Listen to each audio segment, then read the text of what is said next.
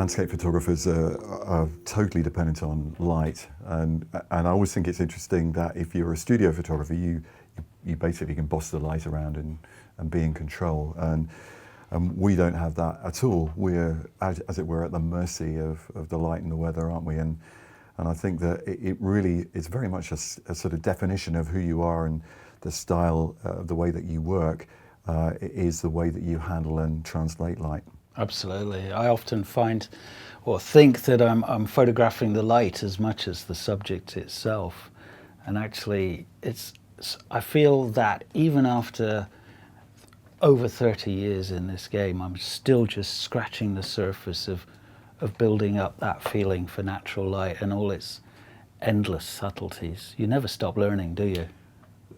Telling me, I mean, well, thank goodness in a way, but you know, when you think color is a fundamental component of light, and color itself is a mystery. We don't really know exactly what anyone else sees. You know, what we see looks right to us, but it's all about relationships between colors, and those can work in all sorts of different lighting conditions. And there's this endless. You think you're just beginning to grasp how something works, and then what you thought was the case completely turns on its head. I mean, I don't know if it's an example exactly, but the whole sunrise sunset paradigm that photographers typically have worked with for quite a long time in landscape. I just more or less don't work to it at all now. I mean, it's not like I don't go out at sunset or sunrise, but it's just another time of day now. Mm-hmm. So do you find yourself working right through the day now with the light in the middle part of the day? I often do so, especially if it's wet or foggy. I often go out in the middle of the day. Yeah. Often when it's a little bit brighter, it can help. But it's really the conditions themselves. As you say, it's about the light itself. The subject to me is not that important. It's actually the emotion and the mood of the form and the light.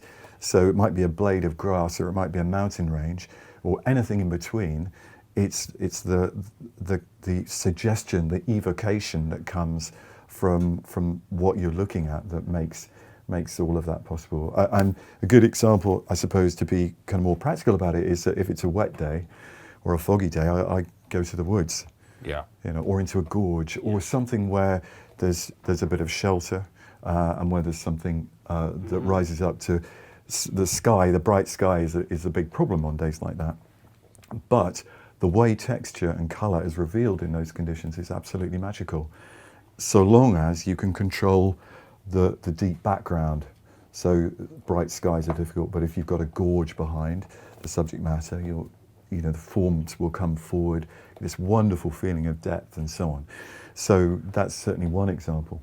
I'm sure you can think of others. Oh, absolutely. I can remember when I first started, almost striving to get pink skies into virtually everything I photographed, and I judged a competition some years ago, and I was just struck by there were so many pink skies. You know, it made me feel vaguely nauseous. So when I saw a picture that had that incredible subtlety to it of restrained, muted color, it really jumps out. And I think now we have this capability, don't we, with digital post-production to boost the colors way beyond what they should be.